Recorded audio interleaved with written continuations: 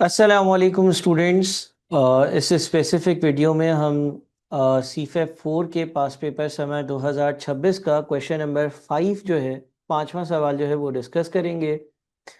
इस सवाल में डिविडेंड की जो पॉलिसीज़ होती हैं और डिविडेंड के हवाले से जो है वो ये सवाल बनाया गया है। मुश्किल सवाल नहीं है, लेकिन इसमें थ्योरी का एक एस्पेक्ट था जो मुझे डिस्कस करना होगा। इस सवाल को मैं खुद सॉल्व नहीं करूंगा ताकि टाइम बचे, लेकिन मैं आईकेप के आंसर के सारे एस्पेक्ट्स को डिस्कस करूंगा। कोशिश करूंगा कि वीडियो की लेंथ कम से कम हो, और अगर उसके बाद आपका कोई सवाल होगा तो बिल्कुल मैं हाजिर हूँ। आप मुझसे वो सवाल पूछ सकते हैं, जो भी आपके जहन में सवाल आ रहा हो। देखिए, क्वेश्चन जो है इसकी थोड़ा सा हम अगर रिक्वायरमेंट को पहले देख लें।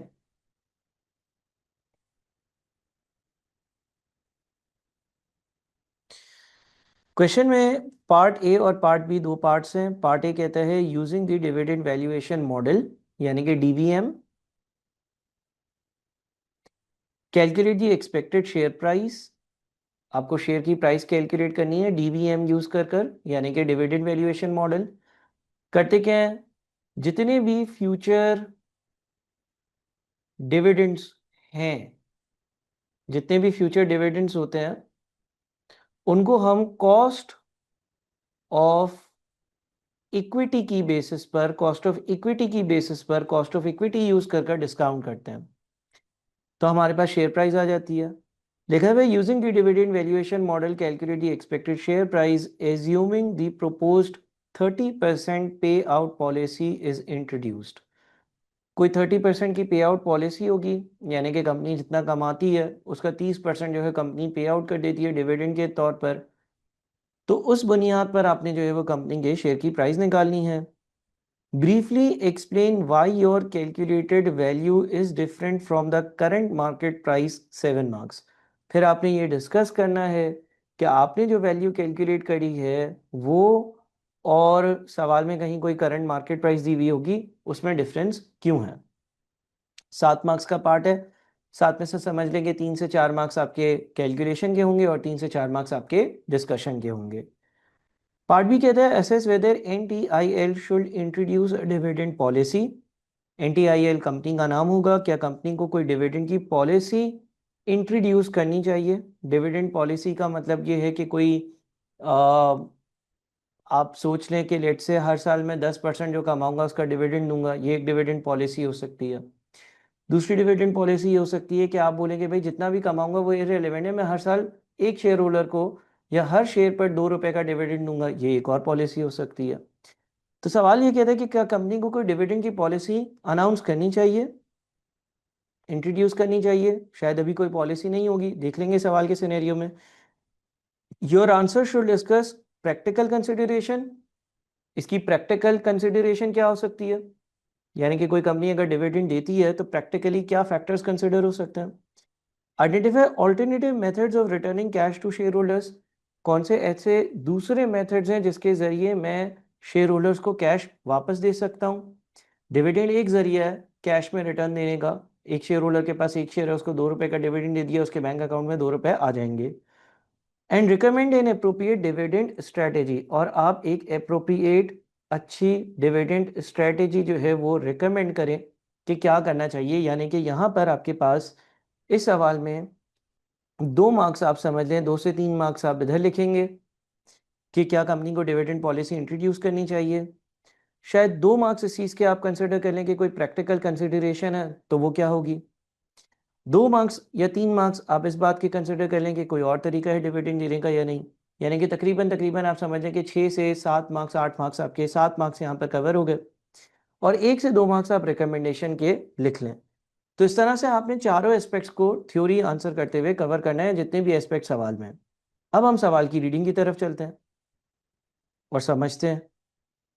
लिखा हुआ है Next Tech Innovations Limited NTIL is a technology infrastructure company based in Lahore, specialising in enterprise software solutions for large organisations across Pakistan and the Middle East. Over the past decade, NTIL has focused on developing scalable digital systems that help organizations manage data processing, automation, workflows, and large volume transactions. The company expanded gradually using internally generated funds and private investor support.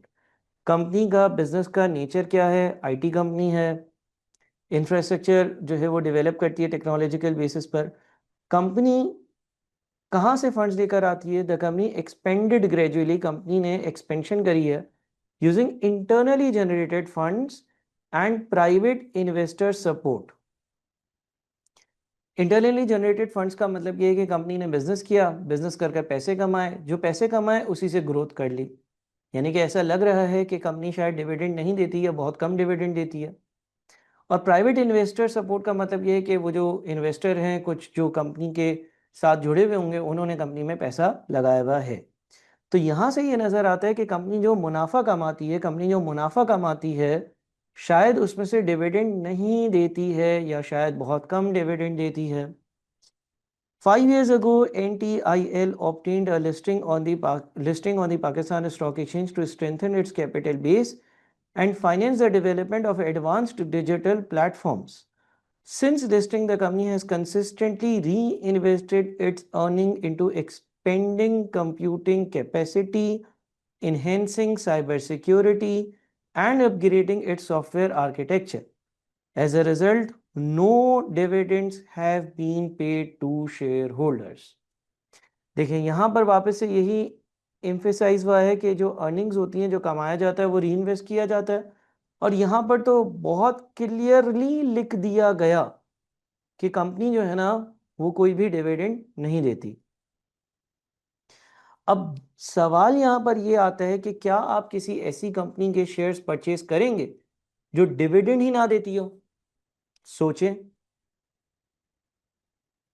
हाँ, बिल्कुल ऐसे लोग होते हैं जो इस तरह की कंपनी में इन्वेस्टमेंट करना पसंद करते हैं जो डिविडेंड ना दे। क्यों सर? गौर से सुनिएगा। एक कंपनी का शेयर आपने लिया 15 रुपए का और वो हर साल 2 रुपए डिविडेंड देती है।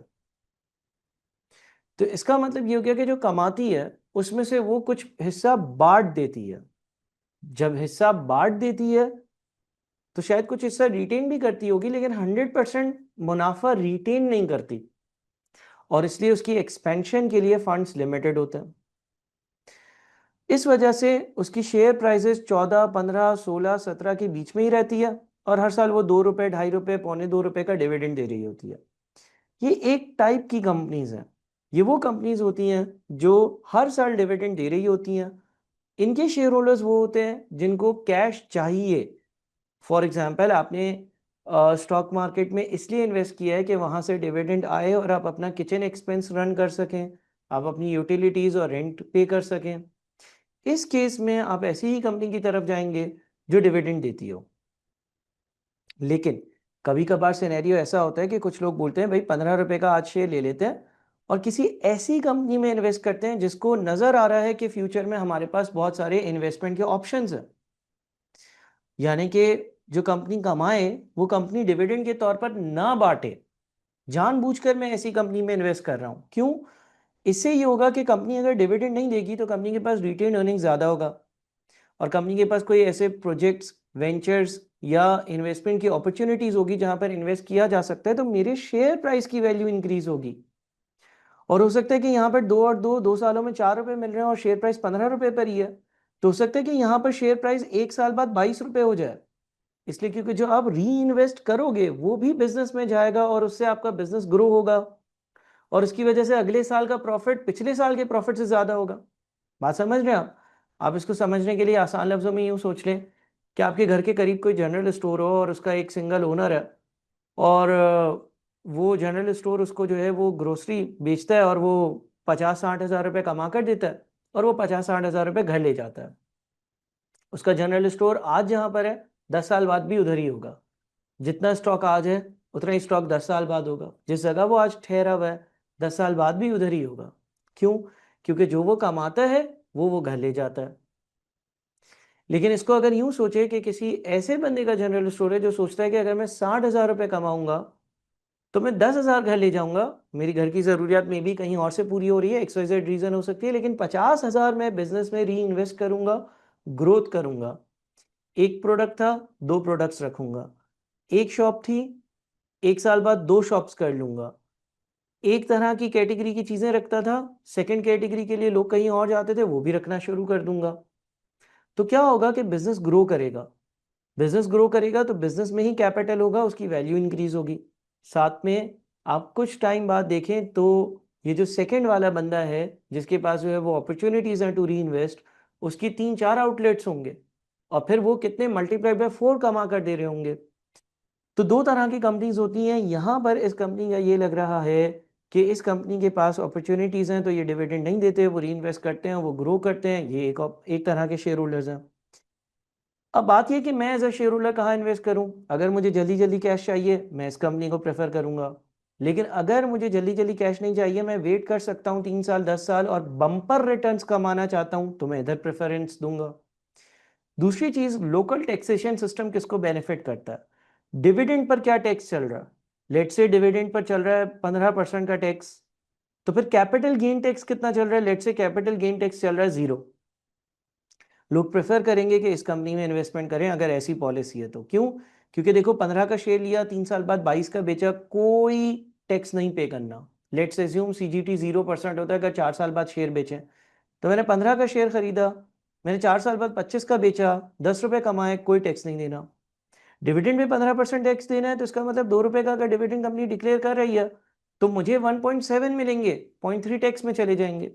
तो टैक्स का भी इंपैक्ट जो है वो इन्वेस्टर्स देखते हैं कि किस तरह से पड़ रहा होगा, यानी कि मल्टीपल चीजें कंसिडर होती हैं। ऑपरेशनल डेवलपमेंट्स में आते हैं। इन 2024 NTIL completed the development of a cloud-based artificial intelligence platform designed to automate repetitive operational processes used by large corporate clients. Unlike earlier software products, the new platform allows customers to integrate multiple systems into a single environment, reducing processing time and operational cost. कोई अच्छा सा product develop हुआ है। Following several successful pilot projects, adoption increased steadily among large organizations, including logistic companies, banks, and utility providers. As system usage expanded, transaction volumes increased significantly, resulting in strong operating performance and sustained profit growth during 2025 and 2026. With profitability stabilizing and future earnings appearing predictable, the management team is reviewing whether shareholders should begin receiving regular dividends from the business.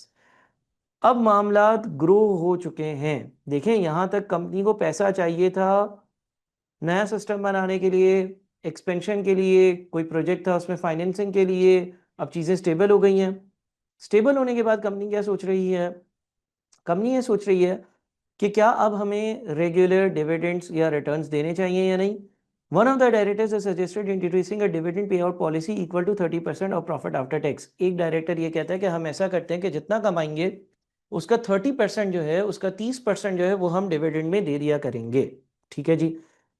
Forecast earnings 2027, 28, 29 और 30 में जो कमाया, 2 लाख, 240, 270, 3 लाख, और इसका 30% dividend में दे देंगे। यानी कि पॉलिसी ये कि 30% पे कर दो, पे आउट रेशो है आपका, पे आउट रेशो, और 70% क्या कर लो, बिजनेस में रिटेन कर लो।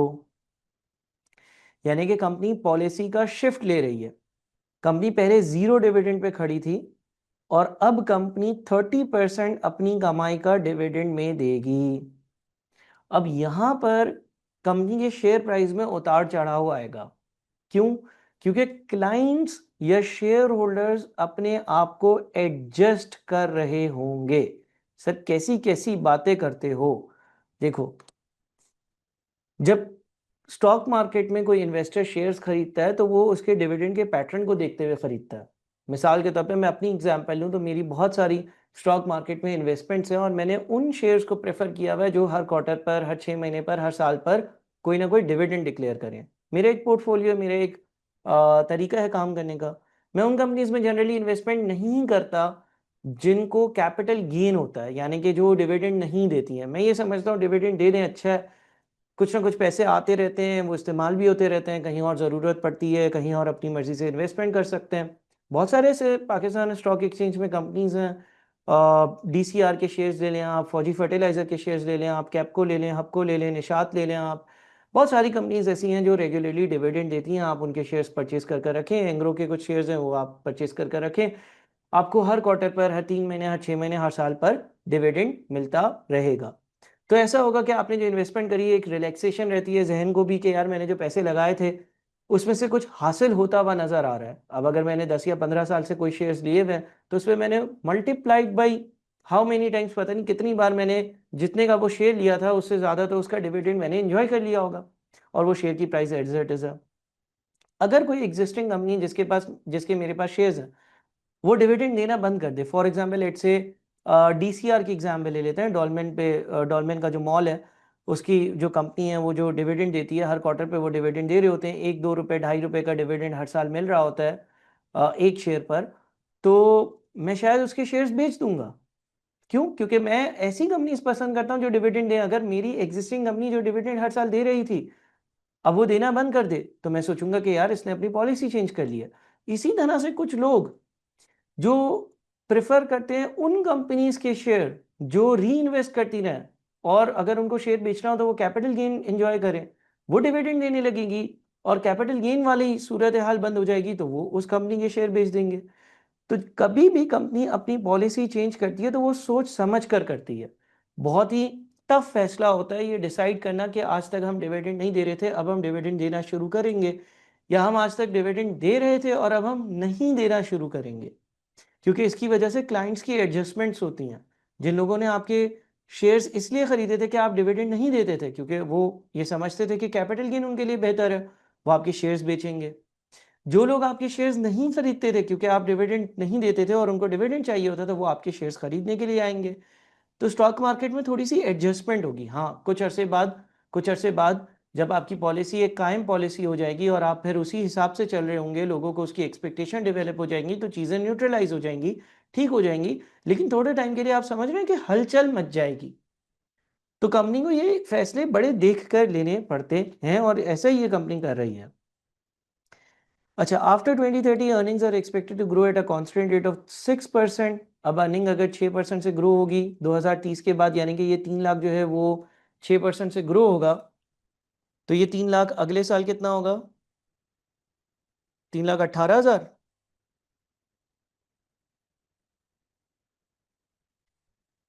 और अगर मैं 30% डिविडेंड देता हूं तो 3 लाख का 30% जो है वो बनता है 90,000। अगले साल जो डिविडेंड होगा ना वो भी 3,18,000 का 30% होगा, यानी कि वो भी 6% ज्यादा होगा। ये आप चेक कर लीजिएगा। ये जिनकी मैथ्स वीक है ना वो ये नहीं समझ पाते। देखें, प्रॉफिट आफ्टर टैक्स का 30% डिविडेंड है, तो अगर प्रॉफिट आफ्टर टैक्स 3 लाख है और उसका 30% डिविडेंड दिया जा रहा है तो 90,000 हुआ। अगर 2030 के साल के बाद ये वैल्यू 6% से हर साल इंक्रीज होगी, यानी कि अगले साल 3,18,000 हो जाएगी, तो डिविडेंड भी 6% से इंक्रीज हो रहा होगा। चाहे तो आप 3,18,000 का 30% लेकर भी देख सकते हैं, आपको यह आंसर मैच करता हुआ नजर आ रहा होगा। अदर इन्फॉर्मेशन में कंपनी की करंट शेयर प्राइस दी हुई है, कंपनी के कितने शेयर्स इशू हुए हैं, इक्विटी बीटा दिया हुआ है, मार्केट रेट ऑफ रिटर्न दिया हुआ है, risk free rate of return दिया हुआ है। देखिए, हमें पार्ट ए में डिविडेंड वैल्यूएशन मॉडल इस्तेमाल करना है। डिविडेंड वैल्यूएशन मॉडल इस्तेमाल करने के लिए डिविडेंड्स को प्लॉट कर और उनको डिस्काउंट करना है। डिस्काउंटिंग के लिए कॉस्ट ऑफ इक्विटी की नीड है। कॉस्ट ऑफ इक्विटी कैलकुलेट करने के लिए इन्फॉर्मेशन दी हुई है using capital asset pricing model. बड़े आसानी से इन्फॉर्मेशन यूज हो सकती है। Risk free rate of return plus beta factor multiplied by market rate of return minus risk free rate of return, जो कि 6% बनता है। 1.15 इंटू 6 प्लस 12, यानी कि 18.9% का कॉस्ट ऑफ इक्विटी आ जाता है। 18.90% का कॉस्ट ऑफ इक्विटी आ जाता है। हाँ, कुछ सवालों में आपको इसमें से इसको माइनस कर 6% दिया हुआ होता है और मार्केट रेट ऑफ रिटर्न में से risk free rate of return को माइनस करते हैं तो जो अमाउंट बचता है उसको रिस्क प्रीमियम कहा जाता है। कभी कभार ये दिया हुआ होता है। बहरहाल ये आपको 18.9% का कॉस्ट ऑफ इक्विटी दिया हुआ है। करना आपने ये है कि कैश फ्लोस को ड्राफ्ट करना है और उनको डिस्काउंट कर लेना है। तो पहला पार्ट बड़ा सिंपल है, चलते हैं और देखते हैं कि पहले पार्ट के आंसर में आके आपने क्या लिखा है। मैं खुद सॉल्व करता तो बहुत ज़्यादा टाइम लगता, मैं चाहता हूँ कि आपका और मेरा टाइम बचे, लिहाजा मैं इसके सोल्यूशन पर डायरेक्टली चले जाता हूँ। आप जब सॉल्व करेंगे, आप लोग वर्ड और एक्सेल पे सॉल्व कर रहे होंगे, आप प्रॉपर हेडिंग डालेंगे। हेडिंग के बाद आप इस तरह का एक टेबल बना लेंगे 27, 28, 29, 30 और 31 ऑनवर्ड्स का। ये वैल्यूज आपको दी हुई थी, इसका आपने 30% लिया तो आपके पास डिविडेंड आ गया। इन वैल्यूज को आपने डिस्काउंट करना है और डिस्काउंटिंग के लिए 18.9% का रेट यूज करना है। इसकी वर्किंग भी मैंने आपको कर दे दी। डिस्काउंट फैक्टर्स कैलकुलेट में है वही 1 डिवाइडेड बाई 1 प्लस 18.9% पावर 1, फिर 1 डिवाइडेड बाई 1 प्लस 18.9% पावर 2, फिर 1 divided by 1 plus 18% power 18.9% power 3 power 4 and so on. सिर्फ इस वर्किंग को थोड़ा सा मैं समझा देता हूँ, इस वर्किंग को मैं समझा देता हूँ, बहरहाल ये भी मुश्किल नहीं है। देखें, ये आपका पहला डिविडेंड था, इससे ये प्रेजेंट वैल्यू बनी, इसको इससे मल्टीप्लाई किया, ये प्रेजेंट वैल्यू बनी, इन दोनों को मल्टीप्लाई किया, ये प्रेजेंट वैल्यू बनी, इन दोनों को मल्टीप्लाई किया, ये वाली प्रेजेंट वैल्यू बन गई। 2030 के बाद सवाल ने लिखा हुआ था कि 6% से हर साल प्रॉफिट आफ्टर टैक्स इंक्रीज होगा, और अगर मैं उसका 30% डिविडेंड में पे करता हूं तो डिविडेंड भी उसी परसेंट से इंक्रीज होगा। डिविडेंड था आपका 90,000 रुपये, ठीक है, और ये 2030 का था। आपको ये वाला फॉर्मूला याद होगा, D not 1 plus growth rate divided by cost of equity minus growth rate. ये मैंने अपने बेसिक लेक्चर्स में डिस्कस किया हुआ है। अब आप क्या करें कि 2030 का जो डिविडेंड है उसको डी नॉट ले लें और इसको मल्टीप्लाई कर दें 1 प्लस 6% यानी कि 1 प्लस ग्रोथ रेट से, और डिवाइड कर दें 18.9% माइनस 6% से, और इसको कैलकुलेट कर लें। ये तकरीबन 739,535 आ रहा है, ठीक है जी, ये रही, ये वैल्यू आ रही है 739,535। किया क्या आपने, साल 2030 का जो डिविडेंड था उसको डी नॉट कंसिडर किया, यानी कि 2030 को आपने बेस ईयर ले लिया, 1 प्लस ग्रोथ रेट में ग्रोथ रेट 6% का अप्लाई किया, और आपने फिर वही फॉर्मूला अप्लाई किया जो आपको सिखाया गया है डिविडेंड वैल्यूएशन मॉडल में, ग्रोथ रेट वाला। ये वाली वैल्यू कहाँ स्टैंड कर रही है, अगर हम ये फॉर्मूला यूज़ करते हैं तो जहाँ का डी नॉट होता है वहाँ पर ये वैल्यू स्टैंड कर रही होती है, यानी कि ये जो आंसर आया है ये स्टैंड कर रहा है साल 2030 पर। हमें इसको 2030 से डिस्काउंट कर कर पीछे भी लेकर आना है। कितने साल डिस्काउंट करना है, 2026 पे अगर लेकर आना है तो इसको 1 2 3 4 साल पीछे लेकर आना है, यानी कि 4 साल का discount factor 1 divided by 1 plus 18.9% power 4 अगर हम कैलकुलेट करते हैं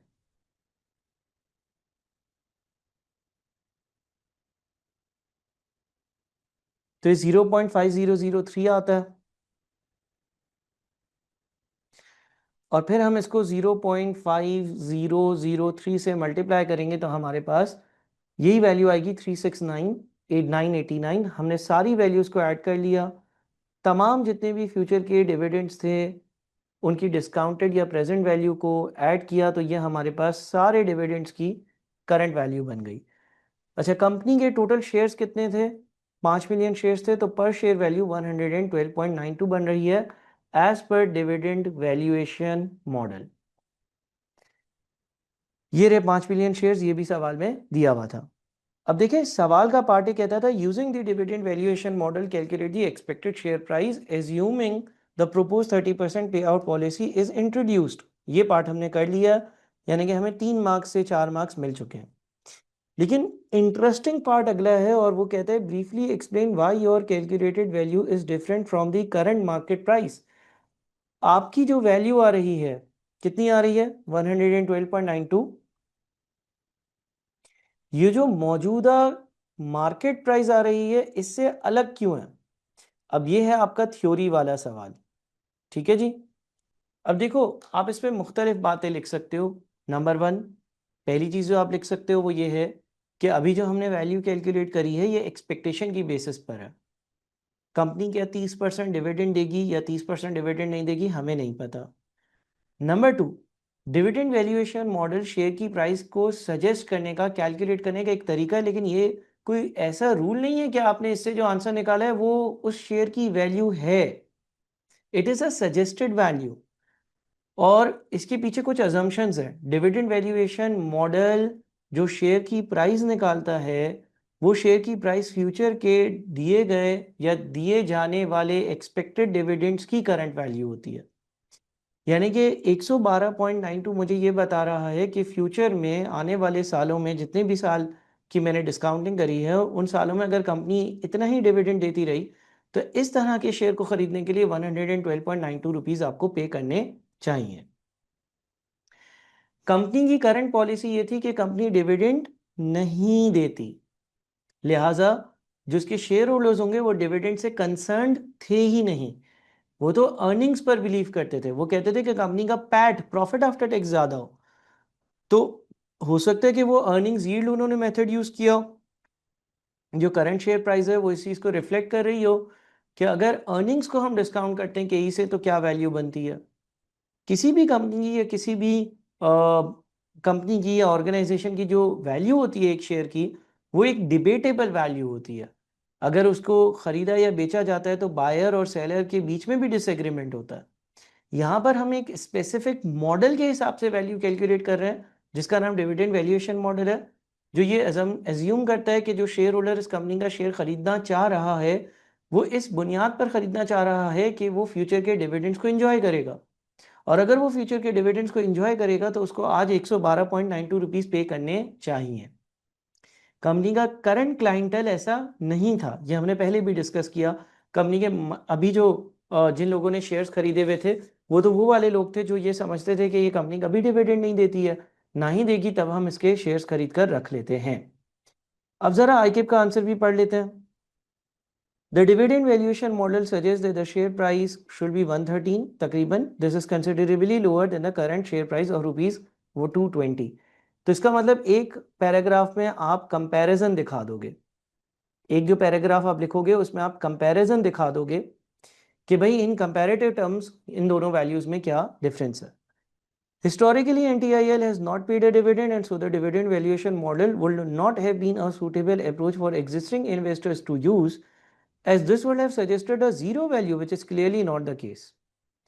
अगेन उसने हिस्टोरिकल बात कर ली कि कंपनी कभी डिविडेंड देती ही नहीं थी, लिहाजा ये वाली अप्रोच या ये वाला मॉडल शेयर की प्राइस कैलकुलेट करने का एग्जिस्टिंग इन्वेस्टर्स के लिए बेबुनियाद था। ये एग्जिस्टिंग शेयर होल्डर्स जो है वो क्योंकि डिविडेंड एंजॉय करने नहीं आए तो इस बेसिस पर कैलकुलेशंस करना ठीक नहीं है, दुरुस्त नहीं है।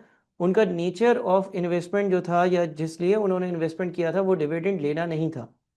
दूसरी बात यह कि अगर एक कंपनी 0.0000 डिविडेंड दे रही हो हर साल, तो क्या हम ये कहेंगे कि उस कंपनी के एक शेयर की वैल्यू 0 रुपीज़ है? क्योंकि अगर हम हर साल 0 रुपीज़ डिविडेंड लिखें और उसको केई की बेसिस पर डिस्काउंट करें तो आंसर तो जीरो आएगा।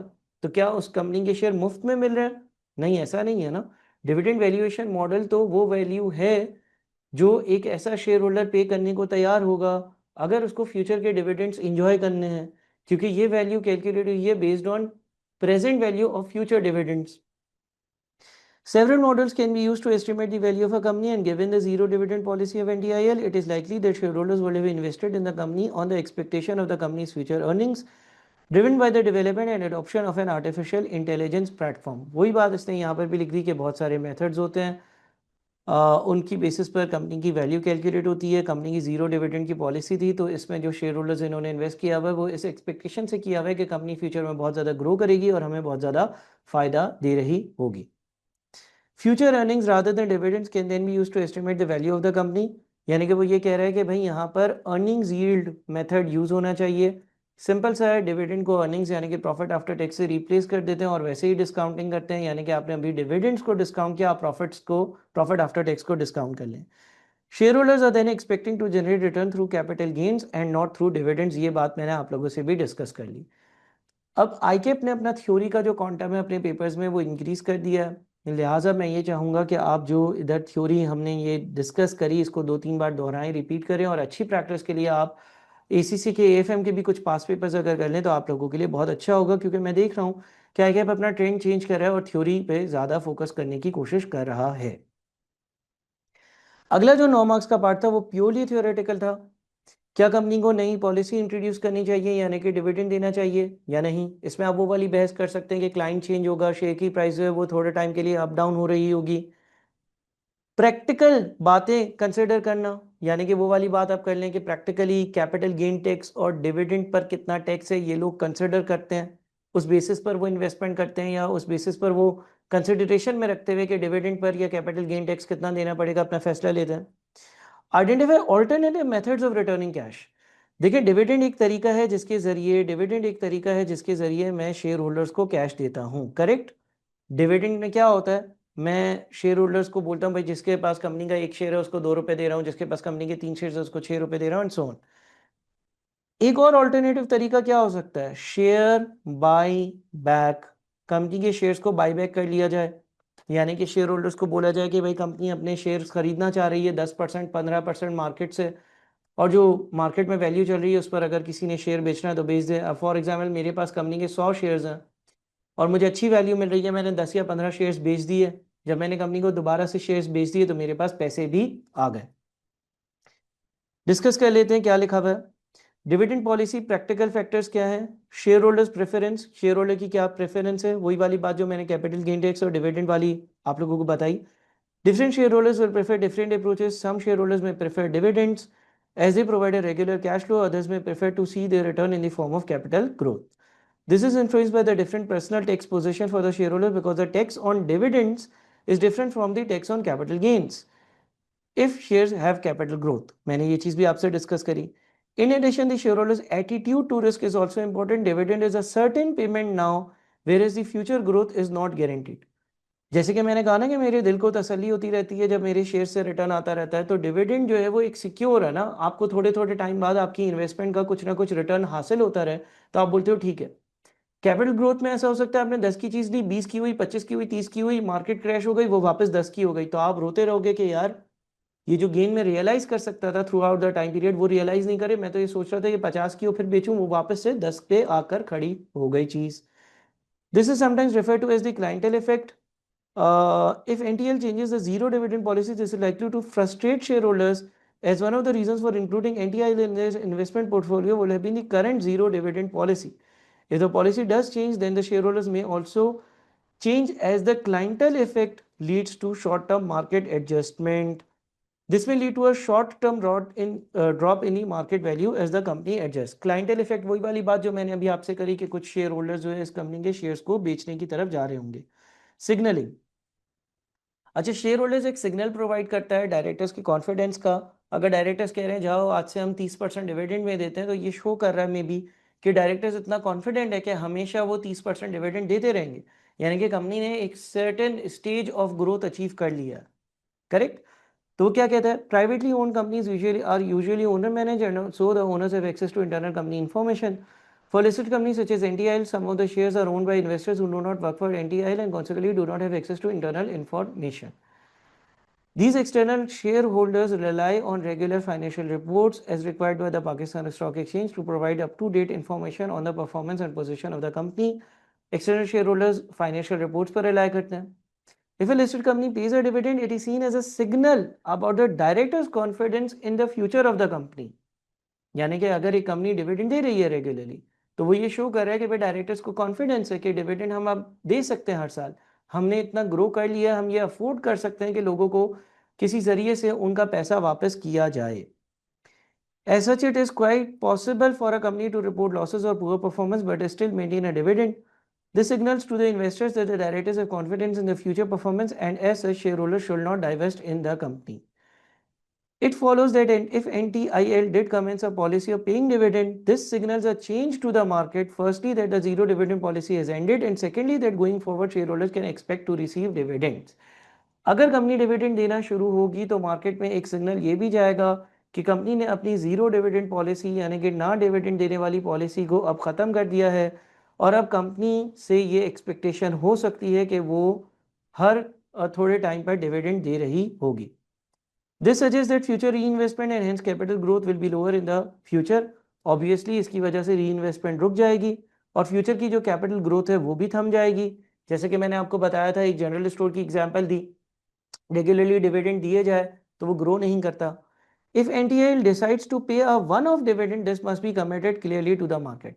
अगर कंपनी ये सोच रही है कि एक सिंगल डिविडेंड दे दें, मिसाल के तौर पे कुछ कंपनीज ये कर सकती हैं कि 4 साल तक ग्रोथ करी, फिर 1 साल डिविडेंड दे दिया, फिर 4 साल नहीं दिया, फिर 1 साल दे दिया, तो वो डिस्क्लोज कर दें ताकि आपके शेयर होल्डर्स ये बात जहन में रखें कि भाई अभी जो डिविडेंड मिल रहा है वो एक ही बार मिलेगा, फिर वापस से जैसा चल रहा था वैसे ही निज़ाम चल रहा होगा. Access to new finance and investment opportunities, ये भी आपको देखना है. अगर आपके पास कोई नया फाइनेंस अवेलेबल नहीं है तो डिविडेंड ना दे, यानी कि आपको यूं लगता है कि बैंक आपको लोन नहीं देगा, आपको यूं लगता है कि आपके पास इन्वेस्टमेंट की आने वाली अपॉर्चुनिटीज और उसके लिए पैसे चाहिए होंगे, तो ये तुक नहीं बनता कि आप डिविडेंड दें और फिर राइट्स इशू के जरिए उन्हीं शेयर होल्डर से पैसे मंगवाएं. A practical application of the residual theory should also be considered. Future investments will need to be financed, and NTIL should decide if the surplus funds could be directed towards new worthwhile research. It will be inefficient to return a large dividend to shareholders in 2027 and then seek new finance via a rights issue in 2028. यानी कि बड़ी फजूल सी बात होगी कि आप बहुत बड़ा डिविडेंड दो और उसके एक साल बाद आप बोलो भाई कोई कंपनी का प्रोजेक्ट है और उसके लिए राइट्स इशू की पूरी एक्सरसाइज जो है वो अमल में लेकर आओ। इससे अच्छा आप डिविडेंड ही ना देते। लिक्विडिटी पर भी इसका क्या इंपैक्ट है? क्या आपके पास इतना कैश अवेलेबल है कि जिसके जरिए आप डिविडेंड दे सकते हो? ये भी आपने कंसिडर करना है। लीगल रिस्ट्रेंट्स, कभी कभार ऐसा हो सकता है कि कोई लीगल लिमिट होती है जिसकी वजह से आप एक पर्टिकुलर अमाउंट का डिविडेंड दे सकते हो, वो कंसिडर करना है।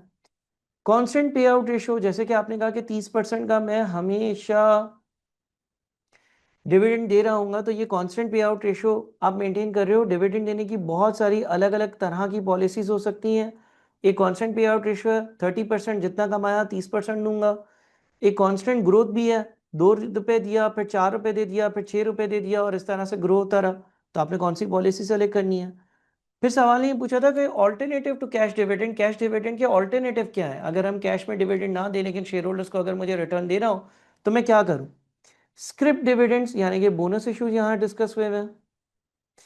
Strictly speaking, a scrip issue does not return cash to shareholders and new shares are issued in place of a cash dividend. This is the effect of reducing the share price as more shares are in issue. Clearly no cash in return to shareholders. देखो, script या bonus issue के जरिए मैं company के नए shares देता हूँ existing share holders को, उनको बोलता हूँ कि डिविडेंड की जगह मैं आपको 5 शेयर्स हैं तो 1 शेयर और दे देता हूँ। उसी वक्त शेयर होल्डर्स को डिविडेंड कैश की फॉर्म में नहीं मिलता, लेकिन उनके नंबर ऑफ शेयर्स इंक्रीज हो जाते हैं। मिसाल के तौर पर एक बंदे के पास 5 शेयर्स थे, बोनस इश्यूज के बाद 7 हो गए।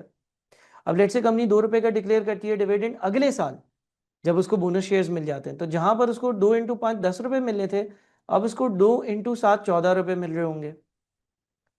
और उसके बाद शेयर रीपर्चेज, जो मैंने आपसे डिस्कस किया कि कंपनी अपने शेयर जो है वो बाईबैक कर ले, और उसके बाद फिर रिकमेंडेशन के कुछ मार्क्स थे, लिखा हुआ है as NTIL operates in the technology and AI industry which is research and development intensive and subject to disruption, and most of the investors go for investment in the company because of technological development and future expansions. It is recommended that a dividend not be paid at this time. Company technology में, company AI development में काम करती है, company जो है वो research and development में अच्छा खासा पैसा लगाती है, कंपनी के पास अभी इन्वेस्टमेंट करने के लिए जगह है, लिहाजा कंपनी को डिविडेंड नहीं देना चाहिए, ये हमारी रिकमेंडेशन है। Instead the board should continue the zero dividend policy and invest the surplus funds in new research and development projects. तो कंपनी को जीरो डिविडेंड पॉलिसी अडॉप्ट करनी चाहिए। अब ये पूरा थ्योरी वाला आंसर है। मैंने कुछ पॉइंट्स, कुछ बातें, कुछ चीज़ें आपसे डिस्कस करी। जब ये वीडियो देखेंगे तो वो चीज़ें इंशाल्लाह आपको एग्जाम में रिकॉल होंगी, लेकिन आपने यही आंसर 2 से 3 बार रीड ज़रूर करना होगा, और अगर कोई ऐसी बात है जो आपको बिल्कुल समझ नहीं आ रही तो मुझसे पूछनी होगी। ये आंसर काफ़ी डिटेल होता है, 9 मार्क्स के लिए आप इतना नहीं, इसका आधा भी लिख लेंगे मेरे ख्याल में। अगर 9 से 12 पैराग्राफ्स लिख लेते हैं, 9 पैराग्राफ लिख लेते हैं 2-2 सेंटेंसेस वाले, वो भी बहुत होंगे। तो आप इतना ज़्यादा अच्छा और इतना ज़्यादा बेहतर नहीं लिख सकते, इससे परेशान नहीं होइएगा। ये एक परफेक्ट आंसर है, ये 100 में से 100 मार्क्स वाला आंसर है। उम्मीद करता हूँ कि चीज़ें समझ में आई होंगी। सवाल बड़ा आसान था, इसकी जो न्यूमेरिकल वर्किंग थी वो तो बिल्कुल ही आसान सी थी और बहुत सी बार कवर हुई हुई है, लेकिन फिर भी कोई मसला हो तो आप मुझसे ज़रूर डिस्कस कर सकते हैं। अपना ख्याल रखिएगा। Thank you so much. अल्लाह हाफ़िज़।